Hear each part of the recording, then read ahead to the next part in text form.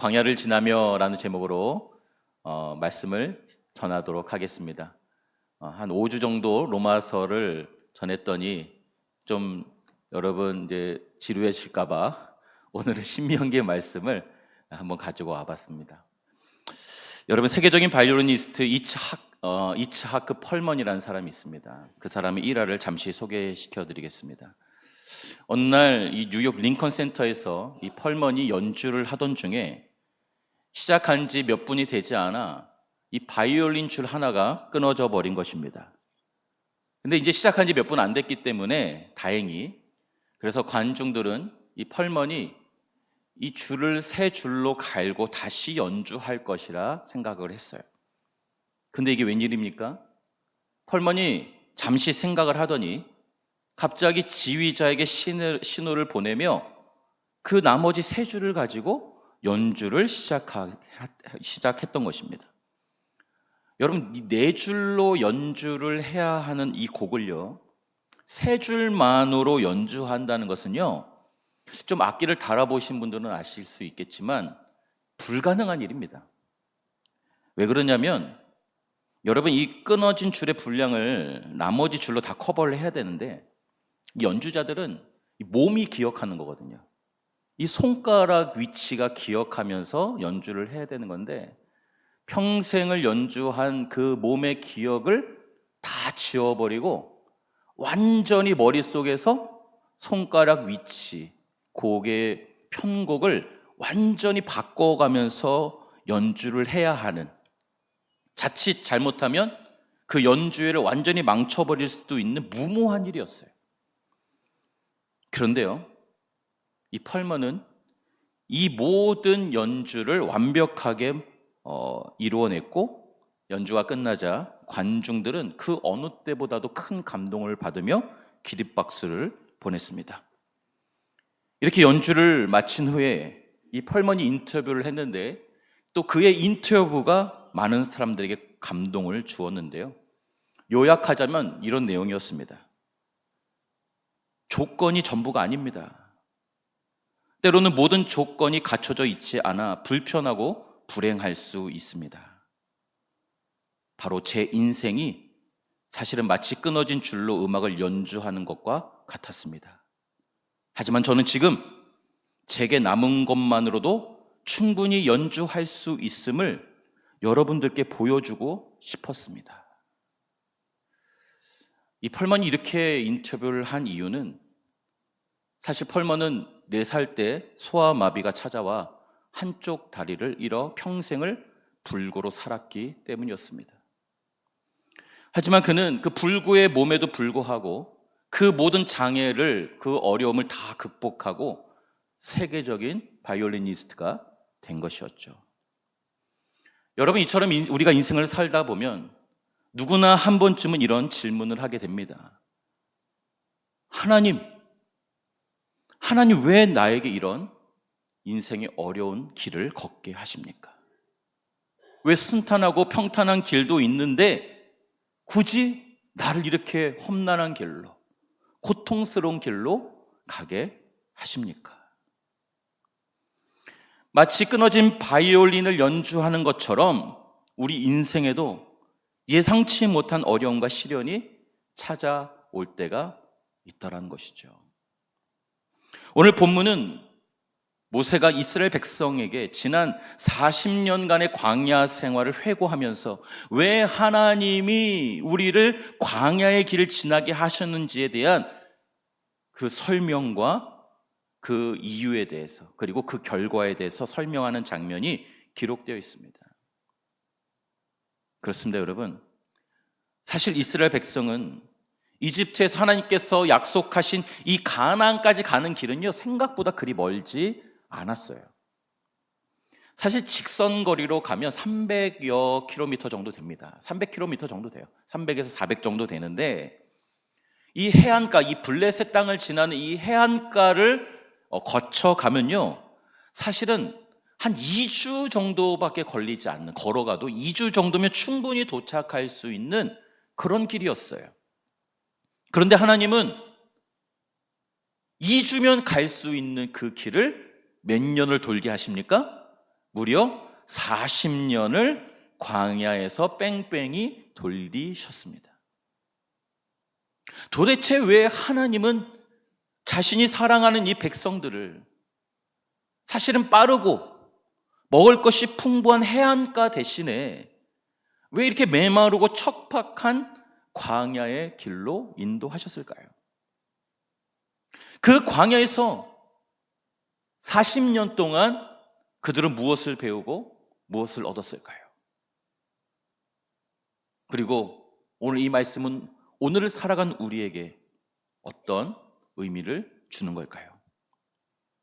저는 오늘 말씀을 통해서 하나님께서 우리에게 주신 이 광야의 의미와 목적을 깨달아 광야를 두려워하지 않고 오히려 광야에서 하나님을 더 깊이 만나는 은혜가 있기를 주님의 이름으로 축복합니다. 먼저 첫 번째로, 광야는 하나님이 우리를 낮추시는 장소라는 것입니다. 오늘 2절 말씀 우리 같이 한 목소리로 봉독하겠습니다. 2절 말씀입니다. 시작. 네, 하나님 여호와께서 이 40년 동안에 내게 광야 길을 걷게 하신 것을 기억하라. 이는 너를 낮추시며 너를 시험하사 내 마음이 어떠한지 그 명령을 지키는지 지키지 않는지 알려 하심이라. 아멘. 하나님께서 이스라엘 백성을 광야로 인도하신 첫 번째 이유는 바로 우리를 낮추시기 위함이라는 것입니다. 여기서 이 낮추다라는 이 히브리어는 원어로 아나라는 단어입니다. 아나. 이 아나라는 단어인데 낮추다라는 뜻도 있지만 굴복하다라는 뜻을 가지고 있습니다. 무슨 말입니까? 하나님은 단순히 우리의 마음을 겸손하게 낮추시는 게 목적이 아니라 사실은 낮추시는 정도보다 좀 더 나아가서 굴복시켜 우리를 완전히 새롭게 하신다라는 의미를 가지고 있는 것입니다. 그렇다면 왜 하나님께서는 이스라엘 백성을 완전히 굴복시켜 새롭게 되어지기를 원하셨던 것일까요? 말 그대로 이스라엘 백성에게는 그들이 꺾여야 할 것들, 그리고 이전 것을 버리고 새롭게 되어야 할 것들이 그들 삶 가운데 있었던 것이죠. 여러분, 이스라엘 백성은 이집트에서 430년간 노예로 종살이를 했습니다. 하지만 여러분 어떻습니까? 드디어 모세를 통해 그들이 출애굽하게 되었습니다. 무려 430년을 노예 생활했어요. 자유가 없었습니다. 그런데 드디어 마침내 그들에게 자유가 주어졌어요. 이전에 한 번도 경험해 보지 못한 자유를 만끽하게 된 것입니다. 여러분, 그러면 한 번도 경험해 보지 갇혀서 살았다가 풀려난 이들의 감정은 어땠을까요? 기뻤겠죠. 하지만 동시에 무엇이 찾아오느냐? 완전히 고삐 풀린 망아지처럼 된 거예요, 사실은. 그리고 여러분, 그들에게는 이전에 없었던 교만과 자신감이 생기기 시작했습니다. 왜 그렇습니까? 출애굽을 하면서 10가지 재앙이 찾아왔는데 그 10가지 재앙이 자신들은 자신들은 구원을 받았거든요. 그리고 출애굽하고 광야에 나왔더니 어떻습니까? 낮에는 구름 기둥이, 밤에는 불 기둥이 마치 자기들을 호위하듯이 가야 할 길을 앞에서 인도해 주고 있거든요. 그리고 결정적으로 홍해가 갈라지고 이집트의 최정예 군대, 세계적으로 가장 강력한 이집트 군대가 속수무책으로 물에 수장되는 모습을 두 눈으로 직접 목격했거든요. 이 모든 기적이 자신들을 위해 일어나는 것을 본 그들은 어떻게 되었겠어요? 그 기적을 통해 하나님을 본 것이 아니라 하나님 대단하시다, 역시 하나님은 나의 왕이시다라고 생각한 것이 아니라 그것이 마치 자신들의 승리인 양, 이제 완전히 고삐 풀린 망아지처럼 그 승리와 자유에 도취되어 있었던 것입니다. 이를 간파한 하나님은 이 그들의 이 교만을 안아 굴복시켜서 새롭게 하시기 위해 그들을 학교로 보내시기로 결심하셨는데요. 어떤 학교입니까? 광야 학교였던 것입니다. 그들은 그 광야 학교에서 철저한 자아의 죽음, 완전한 겸손을 배우게 된 것이었습니다. 왜 광야 학교로 보내셨을까요? 여러분, 왜 광야는 어떤 곳입니까? 사막이죠. 여러분, 사막은 어떤 곳이에요? 광야는 나의 모든 것이 벗겨지는 곳입니다. 광야에는 의지할 것이 아무것도 없어요. 물도 없고 음식도 없고 그늘조차 없습니다. 밤에는 기온이 급격히 영하로 떨어지기도 하고요. 낮에는 무려 50도를 넘나드는 아주 극한의 환경이에요. 여러분, 이런 곳에서는 인간의 능력, 어떤 지혜, 경험, 재력, 이런 것이 아무런 소용이 없어지는 거예요. 세상에 있었던 모든 가치가 완전히 무가치로 전락해버리는 거예요. 내 자신이 가지고 있었던 평생의 그 모든 것들이 아무 쓸모가 없어지는 곳. 그러나 오직 하나님만 의지할 수밖에 없는 곳, 그곳이 바로 광야라는 것입니다. 여러분, 여기까지만 보면요, 광야는 저주예요. 심판입니다. 징계요, 파멸이에요. 그렇죠? 하지만 여러분, 하나님께서 자신이 사랑하는 백성을 저주로 밀어놓으시는 분이실까요? 파멸로 밀어놓으시는 분이시겠냐는 거예요. 죽으라고, 멸망당하라고 광야로 밀어넣으시는 분이시냐는 거죠. 전혀 그렇지 않습니다.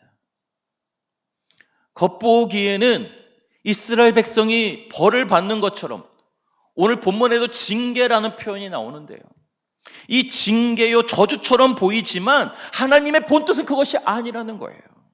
우리는 문자 그대로 그 성경을 보지 말라고 제가 여러 번 말씀을 드렸죠. 그 사건에 담겨있는, 그 일에 담겨있는, 문자에 담겨있는 하나님의 마음을 발견하는 것이 너무나도 중요하다는 거죠. 오늘 본문의 모세가 말하는 광야는 그런 곳이 아니라는 거예요. 그렇다면 하나님께서 허락하신 광야는 어떤 곳이냐? 바로 징계나 처벌이 아니라 나를 새롭게 하여 나를 더욱 높이시기 위한 훈련의 장소임을 우리는 알아야 한다는 것입니다.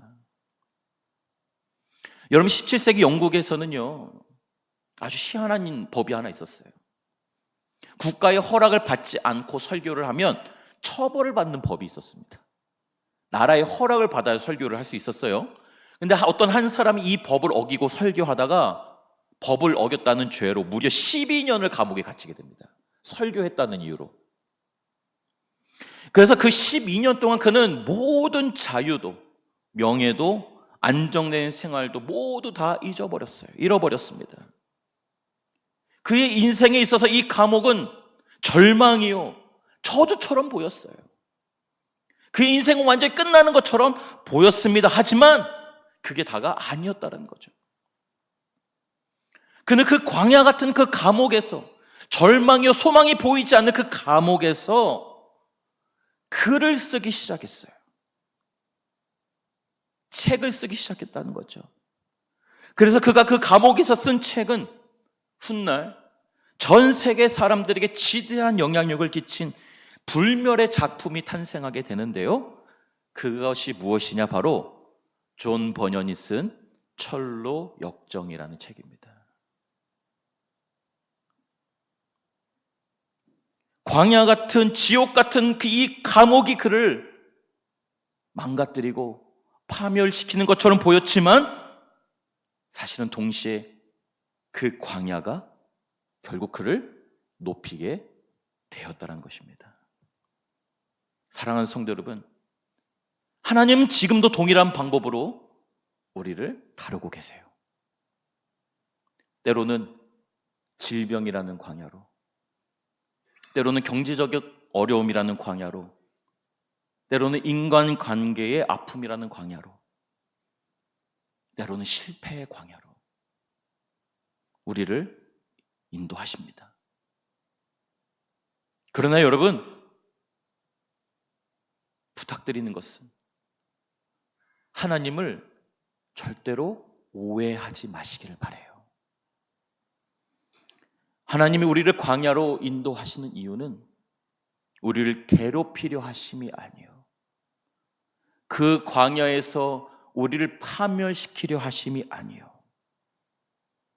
그곳에서 우리를 낮춰 더 큰 그릇으로 만들어 더 큰 축복을 담을 수 있게 하기 위함임을 여러분 믿으시기를 바랍니다.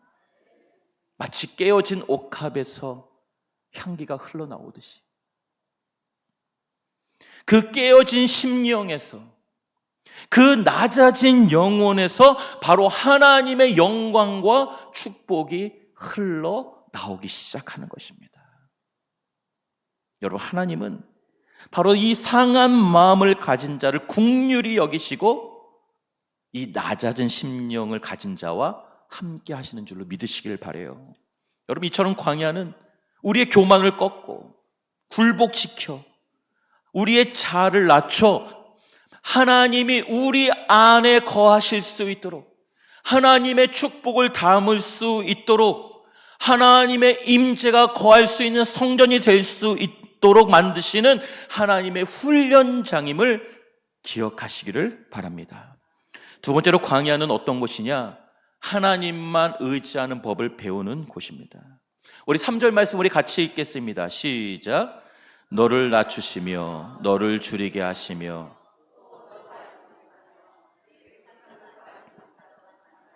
내게 먹게 하신 것은 사람이 떡으로만 사는 것이 아니요 여호와의 입에서 나오는 모든 말씀으로 사는 줄을 네가 알게 하려 하심이니라. 아멘. 여러분, 하나님께서 이스라엘 백성을 광야로 인도하신 이유는 그들에게 근본적인 삶의 원리를 가르쳐주기 위함이었는데요. 그것은 무엇이냐? 우리 인생에서 너무나도 중요한 삶의 원칙이 무엇이냐? 바로 사람은 떡으로만 사는 것이 아니라 하나님의 말씀으로 사는 것임을 가르쳐 주시기 위함이라는 것입니다. 여러분, 이스라엘 백성은 이집트에서 430년을 종살이 했지만 자유는 없었지만 그래도 좀 힘들고 어렵지만 굶지는 않았었어요. 먹을 것은 나라에서 줬다는 거예요. 먹는 것은 보장되어 있었다는 것이죠. 하지만 광야는 어떻습니까? 아무것도 없어요.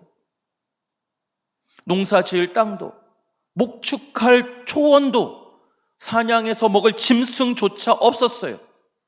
마실 물조차 없었어요. 사실은 딱 굶어 죽기 좋은 것이 광야입니다. 그런데 바로 그때 그 광야에서 하나님께서 무엇을 주십니까? 만나를 주셨다는 거예요. 만나. 여러분, 만나는 무엇이냐? 이 세상의 음식이 아니에요, 사실은. 만나는 하늘에서 내려온 사실 기적의 음식인데, 이 성경에 보면 꿀 섞은 과자 같고 기름에 튀긴 빵 맛이 난다라고 기록하고 있습니다. 제가 이것이 무엇일까? 제가 과자를 좋아하거든요. 아시는 분은 아시겠죠? 꿀꽈배기 정도 되지 않을까? 아니면 호떡? 네, 좀 여러 가지 상상을 좀 해봤습니다. 생각하니까 참 맛있겠네요. 근데 여러분, 이 만나를 하나님께서 하늘에서 내려주셨는데 이 만나는 특별한 규칙이 있었죠. 오직 매일 아침, 오직 하루치 먹을 양만 거둬들일 수가 있었다는 거예요. 욕심을 부려서 혹시 내일 안 내릴 수도 있으니 오늘 그래도 이틀치를 한번 가져가 보자 하고 저장해 두었어도 그 다음날이 되면 벌레가 생기고 냄새가 나서 먹을 수가 없었습니다. 그 유일하게 예외가 있었는데 안식일에는 일을 하면 안 되니, 거둬들이면 안 되니 오직 안식일 전날에만 이틀치를 거둘 수가 있었어요. 이상하지 않아요? 이것이 좀 이상하다고 한 번도 생각해 보신 적이 없어요? 왜 하나님이 이렇게 불편하게 하시냐는 거예요. 비효율적으로 일을 하시냐는 거죠. 아니, 좀 썩지 않게 하셔서 주급으로 주시면 얼마나 좋아요. 아니, 일주일치 한 번에 내리서 일주일치 자기 저장해 놨다가 안 썩게 하셔가지고 일주일치를 한 번에 주시면 얼마나 마음이 편해요. 그렇잖아요. 아니 조금 더 얘기해서, 아니 월급으로 주시면 되잖아요. 한 달치를 좀 한 번에 걷어들이시면 하나님도 간편하시고 우리도 저장해 놓으면 마음이 든든하잖아요. 여러분 쌀통에 쌀이 좀 차 있으면 든든하지 않으세요? 여러분 자동차에 기름이 꽉 차 있어야 좀 든든하잖아요. 근데 왜 이러시는 거예요, 우리 하나님 도대체? 왜 매일 하루하루 거둘 것만 주시냐는 거예요. 여러분, 그 이유는 하나님께서는 이스라엘 백성에게 매일매일 하나님을 의지하는 법을 가르쳐 주시길 원하셨던 거예요. 매일 아침 일어나서 오늘도 하나님께서 우리에게 먹을 것을 주실 것이다라는 이 믿음을 가지고 들판에 나아가서 진짜 그 믿음대로 만나를 거두게 하시는 것, 매일매일 내려주시는 그 하나님의 은총을 기억하게 하시는 것, 이것이 바로 하나님이 원하시는 신앙생활의 모습이라는 거예요. 즉, 여러분, 이거는요 단순히 먹고 안 먹고의 문제가 아니라는 겁니다. 무엇을 먹고 무엇을 먹지 못하고의 문제가 아니라 이것은 바로 삶의 태도에 관한 문제예요. 삶의 태도. 하나님은 이스라엘 백성이 매일매일 하나님을 전적으로 의지하는 삶을 살기를 원하셨던 거예요. 너는 내일을 염려하지 마라. 오늘 하루를 사는데 필요한 모든 것은 내가 다 너에게 공급해 줄게. 그러니 너는 단지 매일 아침 나를 기억하여 나를 찾고 나를 매일 의지하고 매일 나를 믿기만 하면 된다. 바로 이것이 하나님께서 우리에게 원하시는 삶의 태도라는 것입니다. 너희는 이렇게 기도하라 라면서 예수님께서 우리에게 가르쳐준 주기도문에도 뭐라고 기록되어 있습니까? 오늘 우리에게 일주일치 양식을 주옵시고 한 달치 양식을 주옵시라고 되어 있습니까? 아니죠. 오늘 우리에게 일용할 양식을 주옵시고. 아니, 이왕이면 일주일치 주시면 얼마나 좋아요.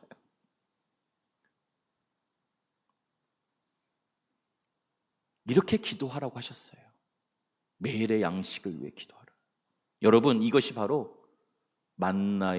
따라합시다. 만나의 영성. 만나의 영성.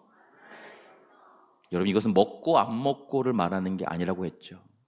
만나의 영성이란 매일매일 하나님만 전적으로 의존하는 삶의 태도를 말하는 것입니다. 그러나 세상은 우리에게 반대로 말하죠. 야, 돈을 쌓아놔야지. 그래야 마음이 불안하지 않는 거야. 돈을 쌓아놔야 자녀들이 찾아오는 거야. 너무 주지 마. 너 먹고 죽을 것도 없는데 왜 남을 위해 주를 위해 써? 너만 행복하면 돼. 돈을 쌓아놔야 너가 마음이 편하고 행복한 거야. 너만 편안하면 그만이야. 그게 행복이야. 너를 위해 살아.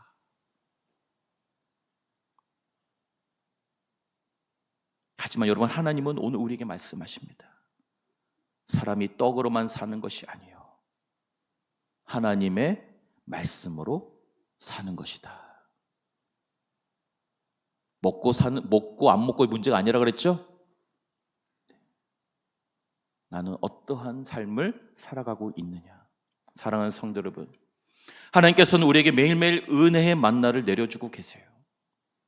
그것은 매일매일 우리에게 내려주시는 하나님의 말씀이요, 하나님을 전적으로 의지하는 우리의 믿음의 태도이며 성령님의 도우심을 구하는 기도인 줄로 믿습니다. 이처럼 광야는 우리가 하나님 없이는 단 한 발자국도 나아갈 수 없음을, 단 한순간도 살 수 없음을 깨닫게 해주는 것이 바로 광야입니다.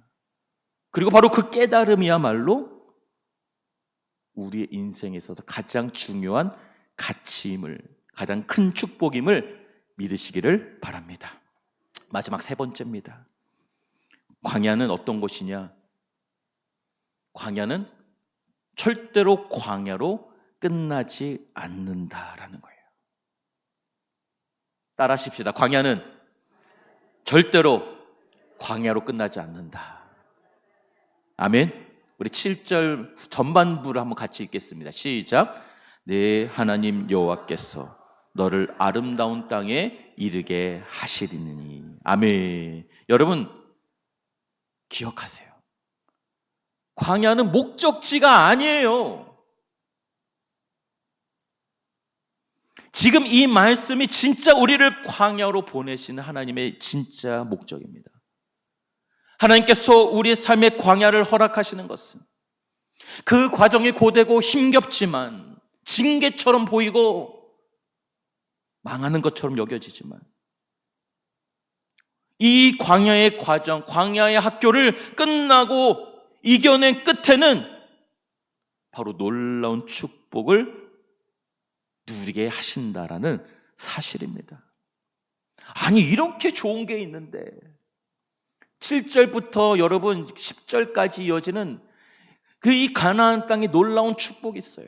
가는 곳마다 샘이 터지고 꿀이 흐르고 돌은 다 철이요, 땅을 파면 동이 나오는 말도 안 되는 축복의 땅이 가나안이죠. 근데 이렇게 좋은 것이 있는데 왜 곧바로 가지 않게 하고 굳이 이렇게 인생을 40년이나 뺑뺑이 돌리시냐는 거죠. 하나님 도대체 왜 이러시는 거예요? 그 이유는 명백합니다. 만약에 이스라엘 백성이 이집트에서 가나안으로 바로 직행했다면 여러분 그들은요 결단코 이 가나안의 축복을 감사로 받지 못했을 것입니다. 당연한 것으로 여겼을 거라는 거예요. 성도 여러분, 내가 지금 누리고 있는 것을 너무 당연한 것으로 여기지 마시길 바라요. 내가 지금 당연하게 누리는 것을 너무 당연하게 받지 마시라는 거예요. 무슨 말입니까? 내가 지금 당연히 누리고 있는 이 모든 것들은 사실은 누군가의 희생이 있었기 때문에, 누군가의 헌신이 있었기에, 누군가가 대신 값을 치렀기 때문에 지금 내가 혜택을 보고 있는 것이지, 이 세상에 당연한 것은 단 하나도 없어요. 여러분, 당연히 여기는 마음, 이 삶의 태도가 왜 문제인 줄 아세요? 감사할 줄을 모르게 되는 것입니다. 이것이 얼마나 값진 것인지를, 이 값어치를 알지 못하여 감사하지 못하게 만드는 마음이, 태도가 바로 당연히 여기는 마음이에요. 여러분, 이스라엘 백성이 가나안으로 직행했다면 그들은 감사할 줄 모르는 사람이 되었을 것이에요. 그리고 자신들이 누리는 이 풍요로움, 이 부유함, 이 자유와 평화, 이 모든 것들이 자신의 힘으로 얻은 것이냐 굉장히 교만해졌을 것입니다. 하지만 여러분, 광야를 통과하는 사람들은 달라요. 사막과 광야와 같은 시간을 보낸 사람은 다르다는 거죠. 광야에서 목마름을 경험한 사람은 이 물 한 잔이 얼마나 소중한지를 아는 거예요. 광야에서 굶주림을 경험해 본 사람은 이 한 끼의 식사가 얼마나 큰 은혜인지를 알게 된다는 거예요. 광야에서 외로움, 극한의 고독을 경험해 본 사람은 내 옆에 있는 이 한 사람이 얼마나 귀한 사람인지, 얼마나 나에게 소중한 사람인지를 알게 된다는 거예요. 여러분, 지금 여러분 옆에 있는 여러분의 성도를 당연하게 받아들이지 마세요. 우리 옆에 분에게 인사할까요? 당신이 있기에 내가 있습니다. 내 옆에 있어줘서 고맙습니다.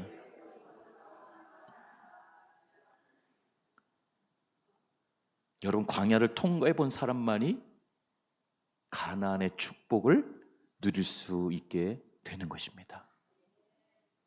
그렇다면 광야를 지나며 가나안에 도착한 이스라엘 백성이 누리게 될 축복은 무엇입니까? 우리 10절 말씀 같이 읽겠습니다. 시작. 내가 먹어서 배부르고 내 하나님 여호와께서 옥토를 내게 주셨으므로 말미암아 그를 찬송하리라. 아멘. 그 앞절에는 샘이 흐르고 꿀이 흐르고 온갖 열매가 열리고 모자람이 없고 배고픔이 없고 자원도 많고, 여러분 이런 게 복이 아니에요. 진짜 이스라엘 백성이 누리게 될 축복은 무엇이냐?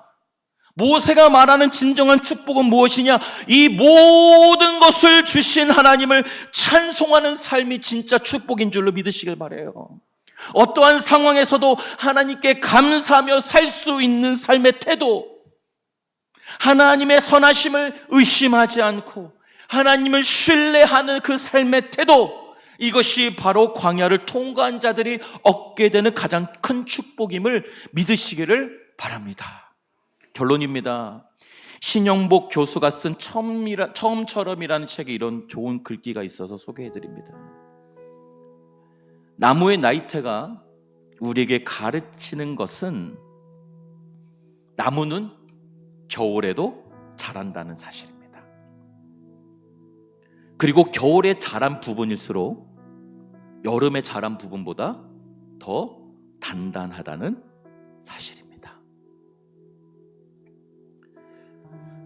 우리 사랑하는 성도 여러분, 이것이 바로 광야의 비밀이에요. 광야는 우리의 인생의 겨울과도 같습니다. 춥고 메마르고 배고프고 고독합니다. 하지만 바로 그 겨울에, 그 광야에서 우리는 자라고 있음을 기억하시길 바랍니다. 그리고 그때 자란 그 부분이 가장 단단하고 가장 견고하며 우리 인생의 가장 아름다운 인생의 나이테가 될 것입니다. 혹시 지금 인생의 광야의 길을 걷고 계신 분 계십니까? 이제 혹시 광야 학교에 방금 입학하신 분 계세요? 그렇다면 오늘 말씀을 기억하시어 절대로 절망하지 마시기를 바라요. 낙심하지 마시길 바랍니다. 하나님께서 우리를 광야로 보내시는 이유는 우리를 낮추고 새롭게 하시어 결국에 가나안의 놀라운 축복을 누리게 하심임을 믿으시기를 바랍니다. 광야의 끝에는 가나안이 있다. 다만 이스라엘 백성이 매일 아침 하나님을 신뢰하며 만나를 거두러 나갔던 것처럼 그 만나의 영성으로 매일매일 하나님을 신뢰하심으로 하나님 앞에 나아가시기를 바랍니다. 세상의 떡보다 하나님의 말씀을 더 사모함으로 영혼의 양식을 구하시길 바랍니다. 그리고 그 광야 끝에서 기다리고 있는 그 하나님의 놀라운 축복을 소망하시며 용기를 내십시오. 다시 일어나시길 바랍니다. 지금 이 순간에도 하나님은 우리와 함께 하십니다. 같이 찬양하고 기도합시다.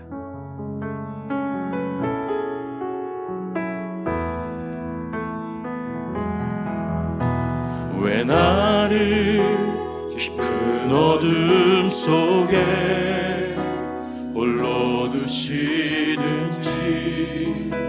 어두운 밤 왜 그리 길었는지, 나를 고독하게 나른하자지게 세상 어디도 기댈 곳이 없게 하셨네.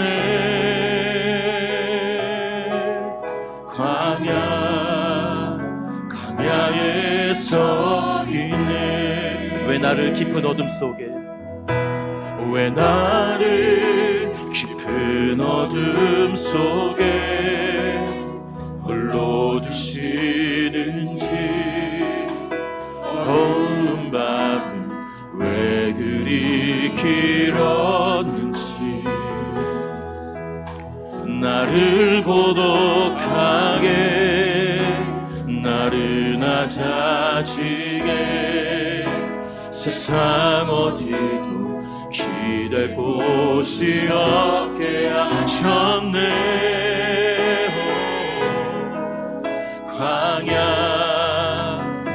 광야에 서 있네.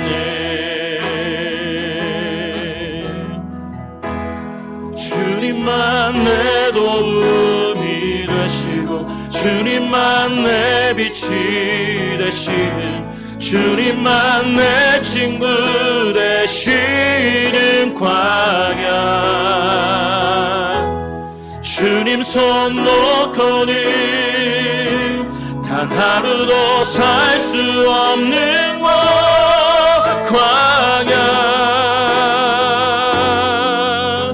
광야에 서 있네. 주님만 내 도움이 되시고,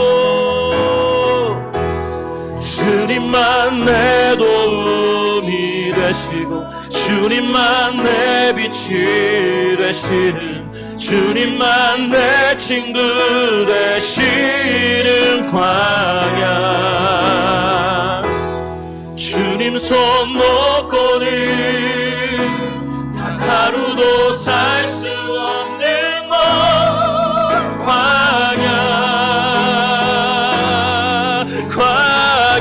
주님만 내 도움이 되시고, 주님만 내 도움이 되시고, 주님만 내 빛이 되시니, 주님만 내 친구 되시는 광야. 주님 손 놓고는 단 하루도 살 수 없는 곳, 한 번 더. 광야. 주님만 내 도움이 되시고, 주님만 내 도움이 되시고, 주님만 내 빛이